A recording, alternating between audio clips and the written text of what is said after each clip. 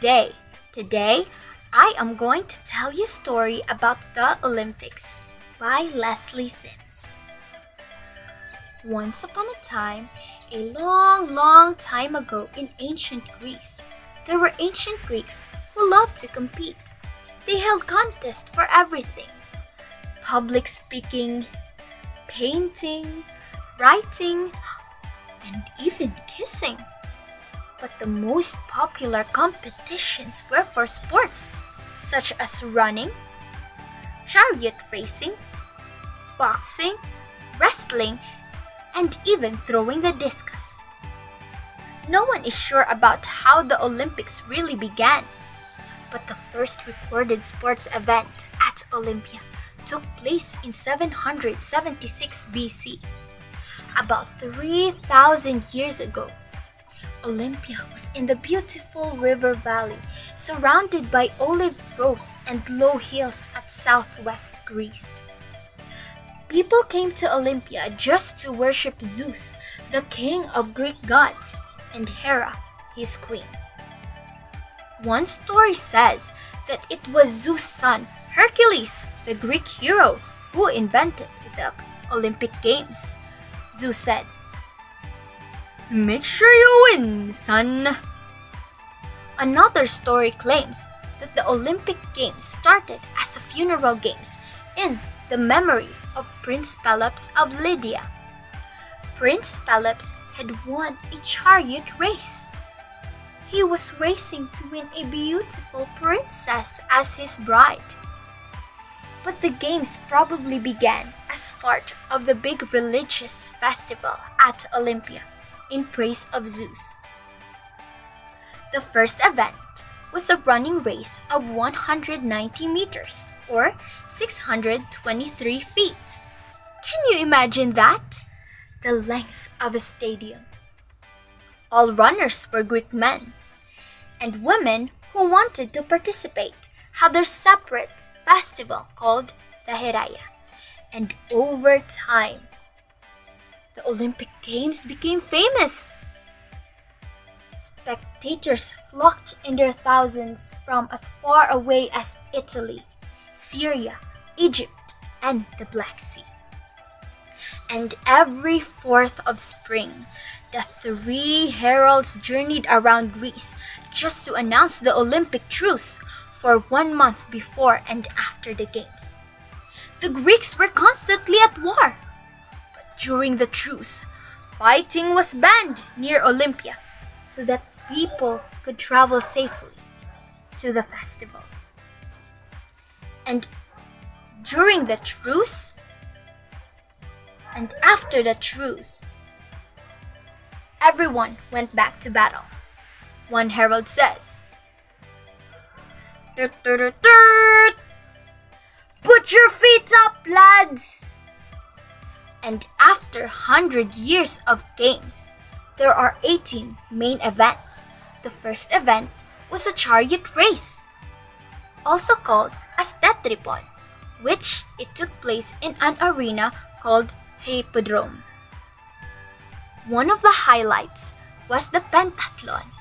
A pentathlon, a series of 5 events, and it was invented by the Greek hero named Jason. He was competed against by his friend named Peleus. The 5 events included in the pentathlon are throwing the discus, throwing the javelin, running, wrestling, and the long jump. But the most brutal event was the prankasyon. Men could punch, could kick, and break each other's bones. But the only things that weren't allowed were biting and eye gouging.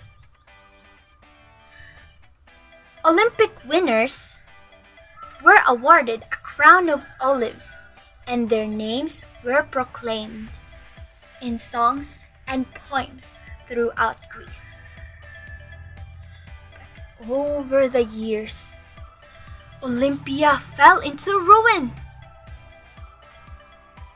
After an earthquake and then flood, the site lay buried deep underground, and it was remained hidden for thousands of years. In 1875, a German archaeologist named Ernst Kirches uncovered pots, temples, and sculptures among the ruins of Olympia. And this sparked a wave of interest in the ancient games. A French nobleman, Baron Pierre de Coubertin, was fascinated by the ancient games, and he read everything that he could about them. An enthusiastic fencer, boxer, rower, and horse rider, de Coubertin believed that sports can help everyone become strong and more successful.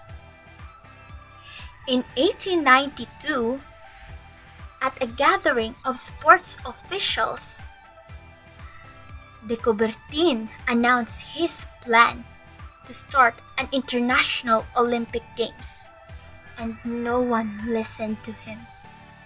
But still, he didn't give up until his plan was accepted, and this became known as the International Olympic Committee. The first Olympic Games opened on April 6, 1896 in the city of Athens, Greece.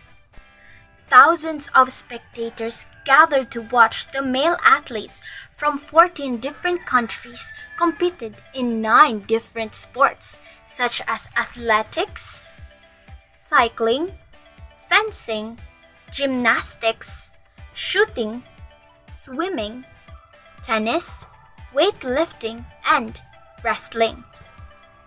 Women could only watch in those days because de Coubertin thought that women are too delicate to play sports. After a very successful beginning, the IOC, or the International Olympic Committee, decided to hold the Olympic Games in every 4 years in different cities at each time.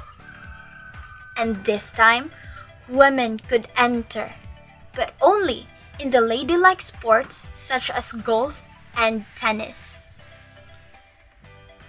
The opening ceremony of the Olympic Games is like a giant carnival.